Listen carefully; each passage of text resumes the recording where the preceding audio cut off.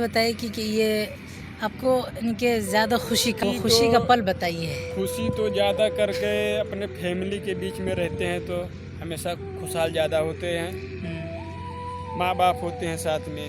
दूसरी बात, अभी तो शादी हो गया तो डबल खुशी हो गई क्योंकि बीवी बाल बच्चे वाले हो गए।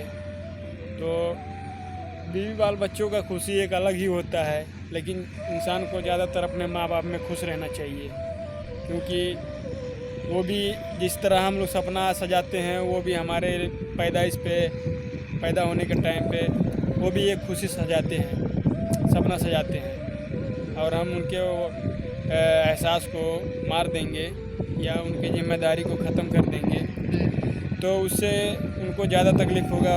उसकी वजह से हम लोग खुश नहीं रह पाएंगे, क्योंकि माँ बाप सबसे बड़े हैं। सबसे और दूसरी बात ये कि आपकी जो शादी जो हुई है वो अरेंज मैरिज है कि या लव मैरिज? नहीं, ऐसी है कि दोनों मिक्स है। दोनों मिक्स है। दोनों समझो कि मतलब थोड़ा सा कहानी बताइए उसका। कहानी ऐसा है कि हमारे माँ बाप जो हैं उनका इरादा था कि मुंबई में शादी करें, क्योंकि मुंबई के रहन सहन से उनको मुंबई का ज़्यादा स्वभाव अच्छा लगता था। और मेरा कहना था कि मेरा जिद था कि मैं मुंबई की लड़की से शादी नहीं करूँगा, इसलिए क्योंकि मेरा मालूम है ना उतना बैठना उठना और बातचीत करने का रहन सहन सब अलग था और मैं उतना पढ़ा लिखा नहीं था। तो मैं सोचा हो सकता है कोई टाइट या कोई और औरत मिल जाएगी हमसे बढ़ चढ़ के बात करने वाला, तो गांव के बारे में नहीं समझ पाएगी, हमारे माँ को नहीं संभाल पाएगी। मिजाज नहीं मिल पाएगा। हाँ, तो गांव का स्थिति थोड़ा अलग होता है मुंबई से, शहर का और गांव का जो थोड़ा फ़र्क होता है। हाँ, तो इसके लिए मैं जिद किया कि मैं वहाँ नहीं करूँगा।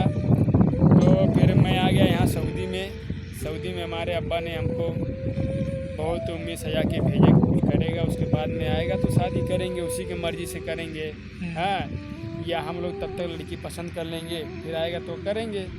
तो उस टाइम पे मैं आया, साल 2 साल हुआ। यानी कि शादी से पहले आप एक मरतबा सऊदी आए? हाँ जी।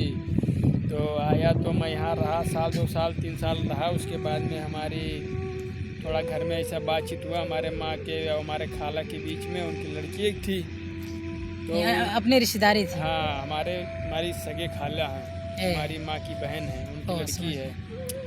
तो मैं ना उनको देखा था ना वो मेरे को देखी थी कभी, शायद वो देखी होंगी या मेरे को नहीं मालूम, लेकिन मैं नहीं देखा था। तो ऐसे ही बातचीत हो रहा था, तो मैं बातचीत एक बार घर पे किया तो मालूम पड़ा कि हाँ मेरी माँ को पसंद है वो लड़की। तो मैंने हाँ भर दिया, जब मेरी माँ को पसंद है तो मुझे भी पसंद है, कोई दिक्कत नहीं। तो बोले कि फ़ोटो देख लो, वीडियो बना के भेज देते हैं। मैं बोला मुझे कुछ नहीं चाहिए, मेरी माँ पसंद कर ली है। क्योंकि हर माँ बाप जो अपने बच्चे के लिए कोई बुरा नहीं सोचते। मेरे लिए क्या है कि खूबसूरती और अच्छा होना ये अहम नहीं था उस टाइम पे। मैं ये सब नहीं सोचता था, मैं सोचता था कि घर के स्थिति को समझे वो ऐसी औरत होना चाहिए बस। तो उससे बातचीत हुआ। कुछ दिन के बाद उस लड़की के पास थोड़ा सादा मोबाइल चोरी छुपा ली, उसका दिल किया बातचीत करने का, या मेरे बारे में कुछ जानना चाहती होगी। तो उसका कंफर्म करने का इरादा था कि ये क्या कहता है क्या नहीं है, कोई इसकी ज़िंदगी में लड़की है कि नहीं है, हाँ किस टाइप का लड़का है मेरी ज़िंदगी में आएगा। हर लड़की को हक होता है अपने बारे में, अपने शोहर के बारे में जानने का। तो वही पहले फ़ोन किया आपके पास? हाँ, तो नहीं, वो नहीं फ़ोन की। उसके पास नंबर था मेरे घर में, शायद किसी और के पास था। उसका भाभी जो है, उसके भाभी से मेरा अच्छा कांटेक्ट था, क्योंकि वो हमारी बहन के बराबर है उनकी भाभी, और उनके भाई से बातचीत होता था। तो वहाँ से कहीं से चोरी से नंबर निकाल के मेरे पास मिस कॉल आया। तो मैं बोला ये नया नंबर इंडिया का कहाँ से आया, तो उस पर मैं लगाया फ़ोन। फिर लगाया उस वक्त तो आप सऊदी में थे? हाँ, सऊदी में ही, सऊदी के ही नंबर पे मिस कॉल आया। उधर इंडिया ही से हाँ, मिस तो कॉल आया। मैं बातचीत किया तो मैं बोला तुम्हारे पास तुम कौन हो, मोबाइल कहाँ से आया, नंबर कहाँ से मिला है। तो बोलने लगी कि तुम्हारा क्या इरादा है, मैं पसंद हूँ कि नहीं। मैं बोला मेरी माँ पसंद कर लिया, तुमको बात करने की ज़रूरत नहीं है, वो पसंद की तो मैं भी पसंद कर लिया। तो बोलती है ऐसा नहीं होता है रिश्ता। हाँ, मान लो तुम्हारे ज़िंदगी में कोई और है और तुम अपने घर वालों की वजह से शादी कर लो, फिर खुश ना रह पाओ तो उसका भी कहना सही था, क्योंकि पूरी ज़िंदगी आपके साथ रहना है। तो बोलती है मैं अपना ज़िंदगी नहीं ख़राब कर सकूँगी, फिर बाद में तुम खुश नहीं रहोगे तो मैं शादी करके क्या फ़ायदा। तो मैं बोला तुम्हारे ज़िंदगी में कोई है तो तुम बताओ, हमारे ज़िंदगी में बहुत आई गई, लेकिन अभी हमारे दिल में दिमाग में कोई नहीं है। हैं। सही सही बताइएगा, ये आपकी वाइफ सुनेगी तो फिर झगड़ा नहीं करेगी। नहीं, ऐसा कोई बात नहीं है। हमारे बीवी को, हमारे वाइफ को जो है उनको ये सब बात पता है।